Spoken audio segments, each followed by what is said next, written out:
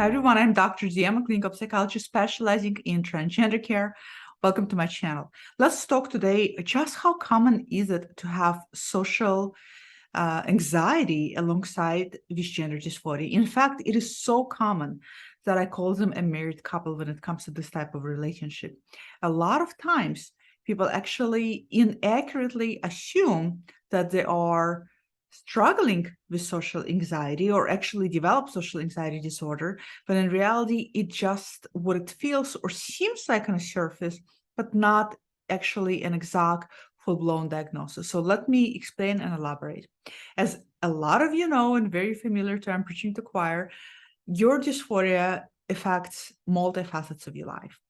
The reason why your dysphoria affects multifacets of your life is because your dysphoria is in direct correlation and link to your gender, which is then in direct correlation and link to how you feel about your body. It's at this point, at least in today's society, it is impossible to separate body from gender. They're two very much linked together. And because it's such a strong correlation, our bodies, if you think about it, are the ways we navigate the world. Our bodies, the minute we step outside the world, get gendered.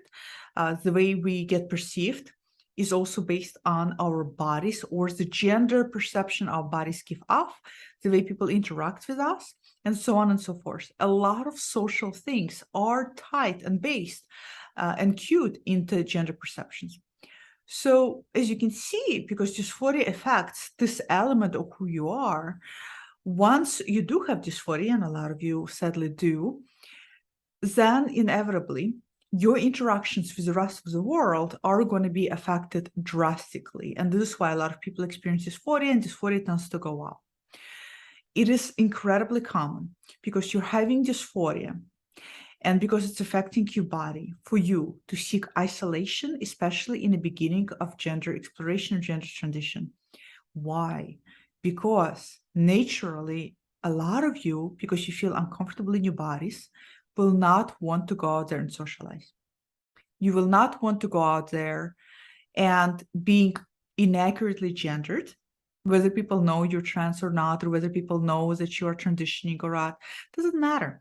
So all of those verbal ways of communicating, when you go, for example, through drive-through and you order food and somebody says, you know, here's your check, sir, here's your check, ma'am, a clerk at a checkout, somebody at the airport, when you get an Uber driver, whatever it is, people today are quick and accustomed to gendering each other automatically. And so because of that, in order to avoid being gendered, in order to avoid just being seen, in order to avoid just to even take your body. I mean, think about our bodies. It's a container through which we navigate the world.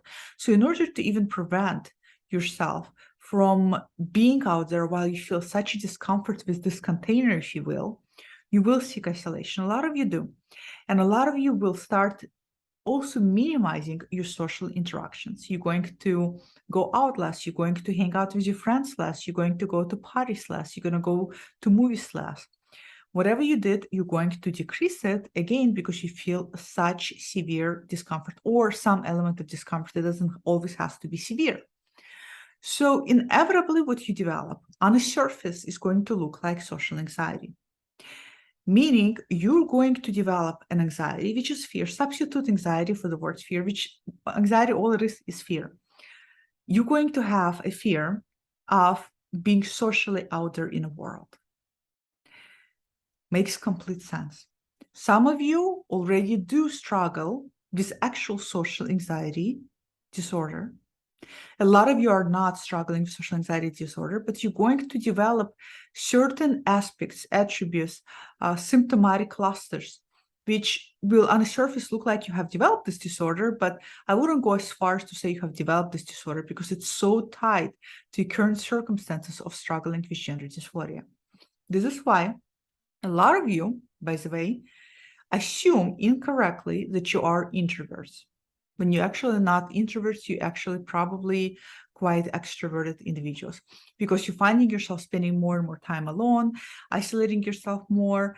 And as a result, you start thinking and you start asking yourself, perhaps I'm just a very introverted person. Maybe I just don't like interacting much. Maybe I'm not good in a relationship. This is another common one as the byproduct of this isolation, is that I see people start wondering, am I possibly somebody who just doesn't have social skills? And no, that's not true. You do have social skills. What's happening is that you're protecting yourself from going out there and getting hurt by minimizing your social interaction. And the more you actually minimize your social interactions, what happens, which is a paradox, is that your fear of the social interaction goes even more higher. Why? Because you are now removing yourself, withdrawing yourself from this form of relating. You're also withdrawing yourself from those experiences. So then when you go for grocery store for the first time in maybe weeks, it's going to feel very overwhelming because you have not had this experience in so long. So I really encourage a lot of people, even though it's uncomfortable, not to drastically minimize your social interactions, because they're just not going to help you. But it's very common, again, for a lot of you to assume you are introverts. How do I know that this is not a social anxiety disorder for a lot of you? I know this because the minute people start to go through transition, and especially when people start feeling confident and comfortable about their bodies, guess what happens? The social anxiety, that we call it, this I'm an introvert, goes out of the window. And in fact, people realize, holy shit, I'm quite a bit of an extrovert. Suddenly, I like my body. I like myself. For the first time in my life, a lot of you say this, I like who I am. And because you like who you are, you start to develop positive attitude. And because you like who you are, you want to go out there. You want the world to see you. And you start to get gendered properly. And all of that also adds to your desire to be out there and to socialize and to hang out with your friends and to just hang out there in the world. This is how I know this is not a diagnosis for a lot of you, but something that on the surface will mask itself and look like you do have this additional diagnosis. And I know some people actually freak out and they will say, Jesus, on top of gender dysphoria, I also have social anxiety. It feels like social anxiety temporarily because you're isolating yourself, you're naturally withdrawing from interactions, but you don't really quite have social anxiety. People have social anxiety really struggle, and they may feel comfortable about their bodies, and they may even feel comfortable with themselves, but they just struggle with their anxiety. Being around other individuals really makes them feel very claustrophobic, incredibly uncomfortable, in spite of how they feel about themselves. So and very, very different here. So I want to be very clear in distinguishing that, because a lot of you assume you're introverts and you're actually not. Just wait until you start feeling comfortable about yourself. Just wait until you start feeling confident. This is, again, why I encourage adults, if you know you're transgender and you struggle with gender dysphoria, this is why I encourage adults to go into gender transition if that is something for you, because so many things get the word I'm looking for, progressively better. So many of you, on one of the videos I did on Vicious Cycle, which was hard for a lot of you to watch, a lot of you commented and said that, yes, that was me. Yes, my coping mechanisms were painful, they were dangerous, they were bad. And the minute I started doing something about my gender transition, my health got better, my weight dropped off, I stopped drinking, I feel so much better, I look so much better, I'm healthier, my skin glows. Yes. This is why I encourage all of you, if you know you want to transition, to take those steps, because otherwise you're wasting your life. And I don't want you to waste your life. I want you to live and enjoy your life. And your social anxiety that you perceive it is right now to be is going to drastically get lifted and get so much better once you start living your life. So comment below, let me know. Do you feel like right now you have social anxiety because you're isolating?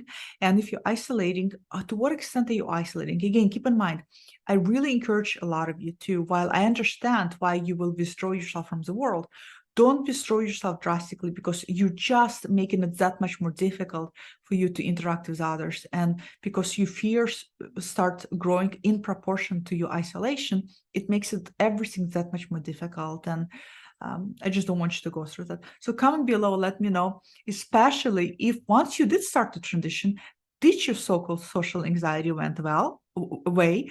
I know that for a lot of you did. So comment below, let me know, and I will see you all next time. Bye.